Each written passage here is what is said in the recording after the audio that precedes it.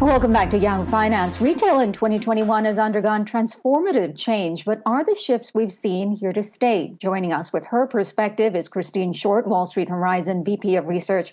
Christine, thanks so much for being with us today. And I want to ask you, how have retail sales this year, compared to those of last year? And is the change in the industry a welcome one? Are they here to stay?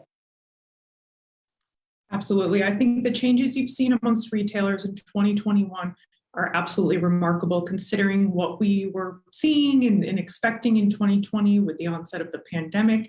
And I think the pandemic forced some long overdue changes in an industry that is, pretty slow moving, right? So I think specifically of big box retailers, the department stores who for a long time have been touting their investment in e-commerce and omni-channel. I'm thinking Macy's and JCPenney, Kohl's.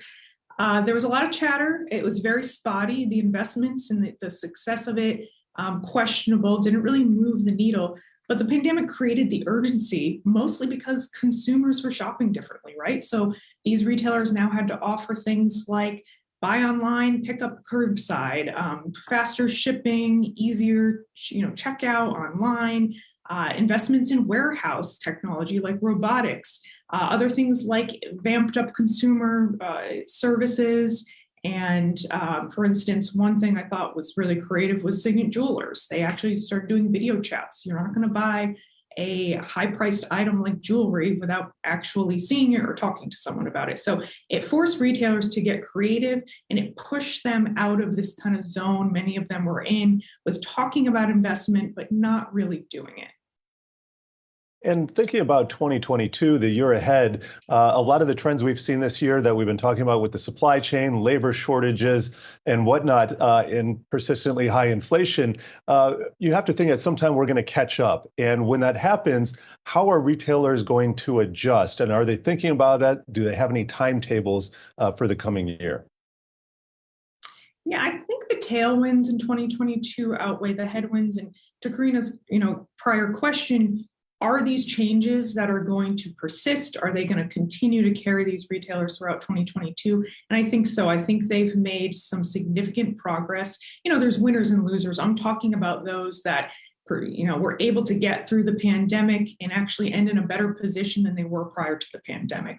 And many of these retailers have made sustainable changes. I think you bring up some of the macro econ points, such as supply chain. We've heard a lot about that this year. I think about 2/3 of S&P 500 companies mentioned that on their earnings calls as being a great concern. It was something that impacted results in Q3 and something that they were looking at in 2022. Of course, inflation comes into play there as well. But what we saw is we were, for the most part, able to avoid a pre-Christmas crisis by extending hours at LA ports. So we were able to still, most people get packages on time.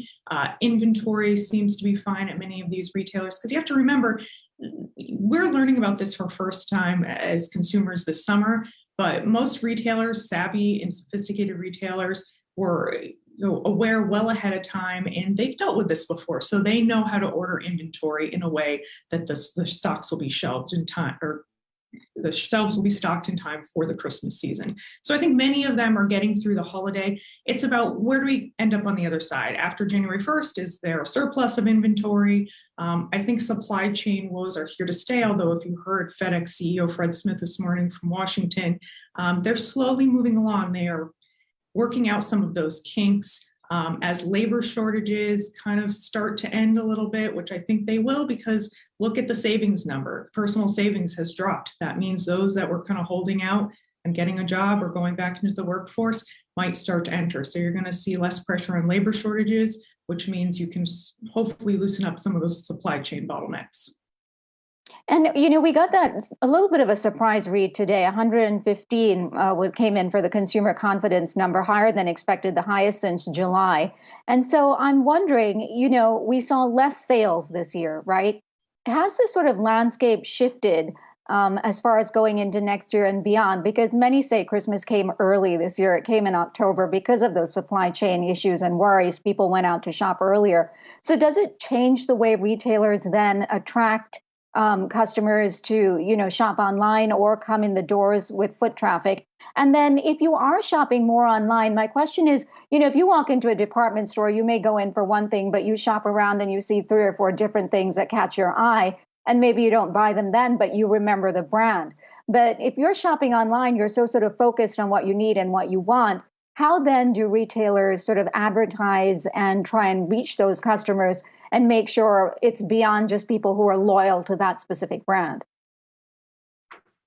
Yeah, great points. I'll talk about consumer confidence first. Certainly a surprise considering in December we saw the lowest consumer confidence rate in 10 years.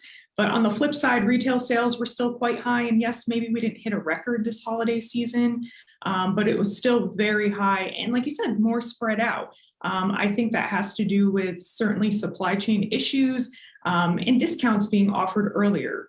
Retailers have been doing this for years, even prior to the pandemic. It was like Black Friday used to be just the weekend after Thanksgiving. Now you have sales starting as soon as, the day after Halloween. So that period's sort of been stretched out a bit. As far as, how do you get more foot traffic? And that's what many of these retailers are trying to do, create this hybrid model. That's their omni-channel plan. So the integration of online, but both brick and mortar sales. And one way they did this during the pandemic was, you can shop online, you pick up curbside, you pick up in store. Like you said, that gives, you more of an opportunity to kind of look around, see some other things. The other thing many retailers are starting to do is, maybe you want to do your entire shopping experience online, but there is the option to return in store.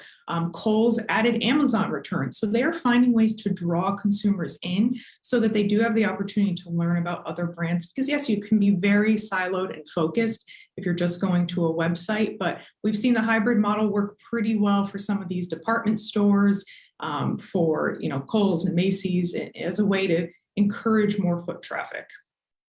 All right. Well, we will have to leave it. There is still time to do some last minute gift buying if you haven't done it yet. Christine Scott, Wall Street Horizon VP of Research. Thank you so much for your time today.